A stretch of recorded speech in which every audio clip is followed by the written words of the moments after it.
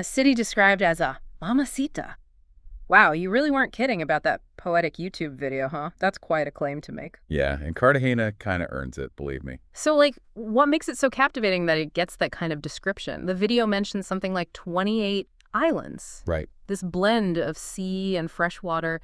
It creates a natural fortress, but I imagine it leads to an amazing culture too, right? Yeah, you hit the nail on the head. Geography is everything when we talk about Cartagena. You've got this naturally strategic gateway, perfect for trade, and, well, that attracts empires, the ones looking to expand their reach, let's say. It's always about the empires, isn't it? And when empires move in, they bring their architects. The video mentioned this Spanish Law of the Indies thing. Was that like a city-building starter kit or something? Did everyone have those? Think of it less like a suggestion and more like a demand.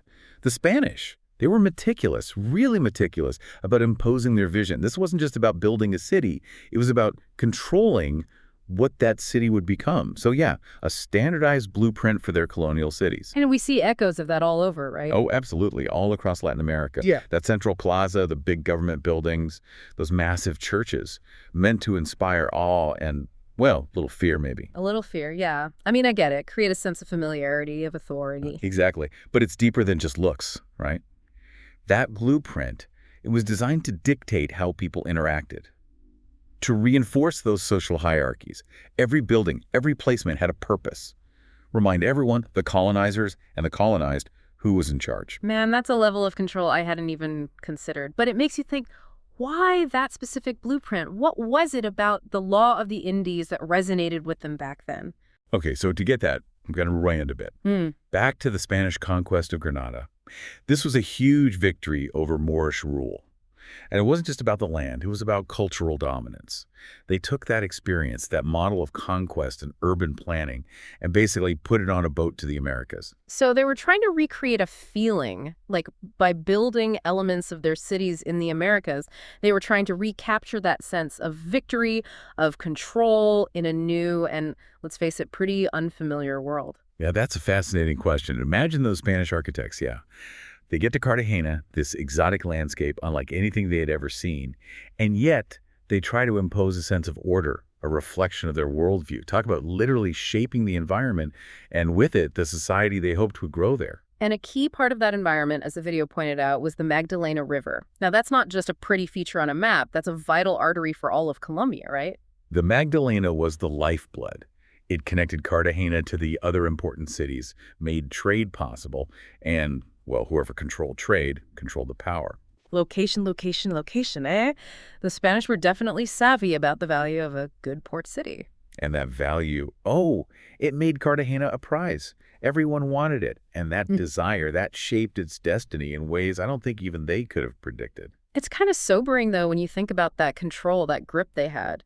Because the video definitely doesn't shy away from how devastating the impact of colonization was on the indigenous people who were already there. Yeah, it's a tragic chapter. Genocide, displacement, disease.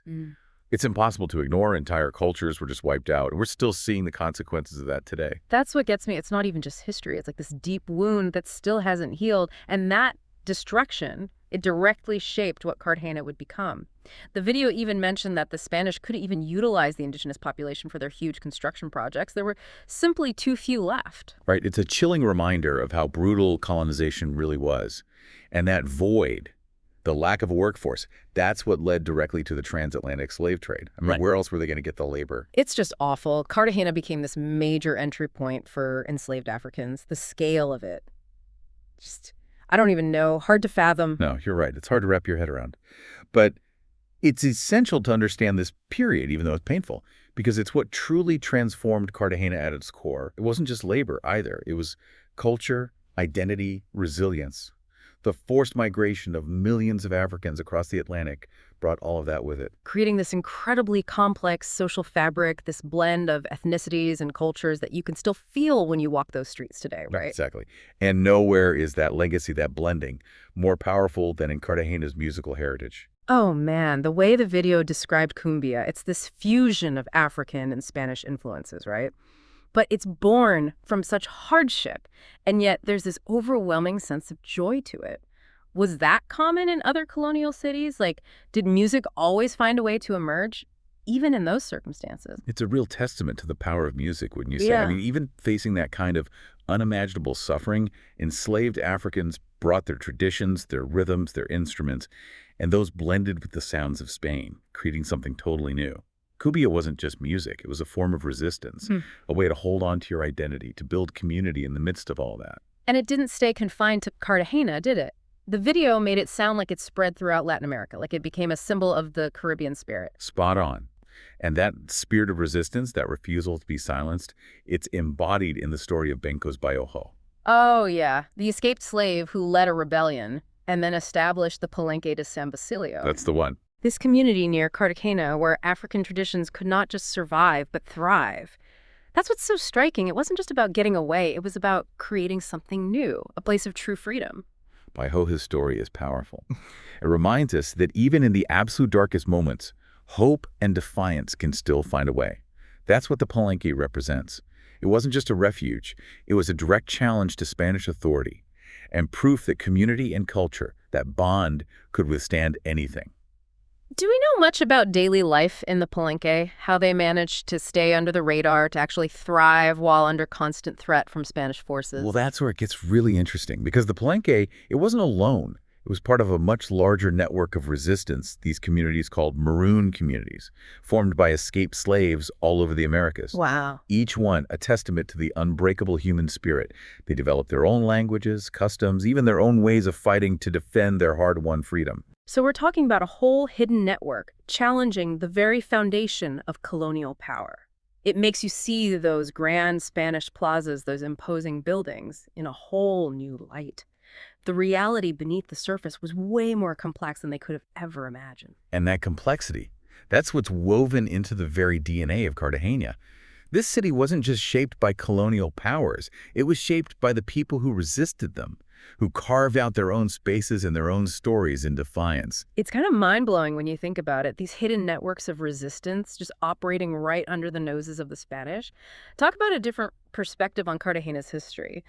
But, all these stories of resistance, of defiance, they make even more sense when you think about the city's whole pirate problem. I mean, if you're already up against one empire, what's another one to fight off? Right. Cartagena was a pretty tempting target back then. I mean, it's basically a beacon flashing, hey, we've got wealth over here in a pretty chaotic part of the world. And remember those insane defenses we talked about, those huge walls. They weren't just for show. Well, they had to deal with guys like Sir Francis Drake. The video made that attack sound pretty legendary. So what was it about Cartagena that attracted pirates like Drake? It always comes back to location, location, location. Cartagena wasn't just any port city. It was a strategic choke point. You control Cartagena, you control the flow of everything. Gold, silver, emeralds, all the things those European powers were after. So it wasn't just about grabbing whatever they could. They were trying to mess with those carefully established trade routes, maybe give the Spanish a little payback along the way. Oh, absolutely. Drake's raid in 1586 was a huge wake-up call. After that, the Spanish poured resources into fortifying Cartagena. Those walls, they were a message. Yeah. You can try your luck, but it's going to be a fight. And it sounds like those walls were more than just a deterrent. That British siege in 1741, the odds sounded crazy. You're talking about Admiral Vernon, yeah. He showed up with this massive British fleet, totally outnumbered the Spanish defenders. It should have been an easy win, right? You'd think so, yeah. But Cartagena had a secret weapon. Pure willpower.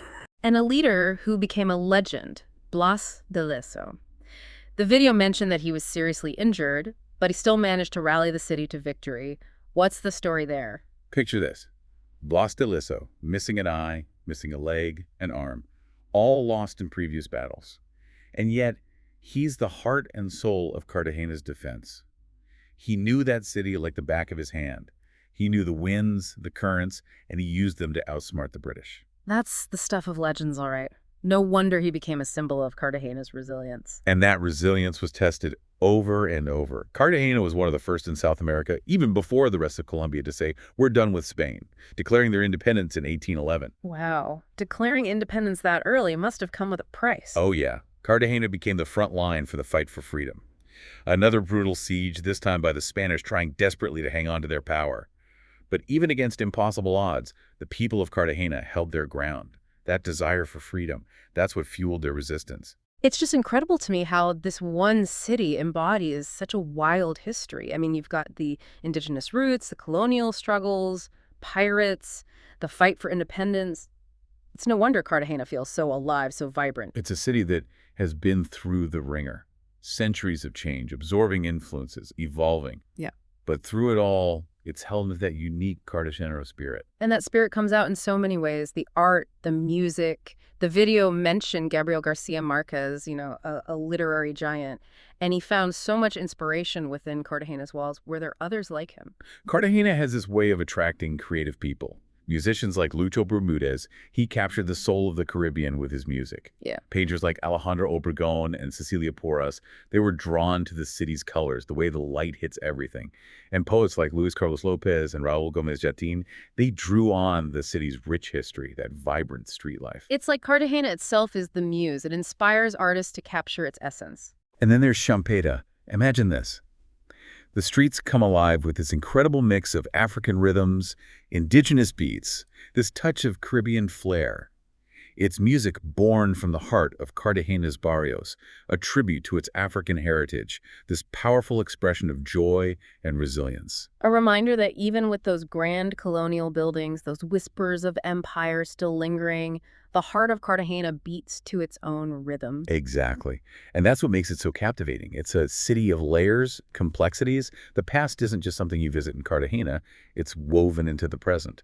This deep dive has been amazing. We've traveled through centuries, uncovered hidden stories, explored a city that refuses to be just one thing. From its incredible location to its resilient people and their vibrant culture, Cartagena has definitely captured our imagination. It's a city that begs to be explored, don't you think?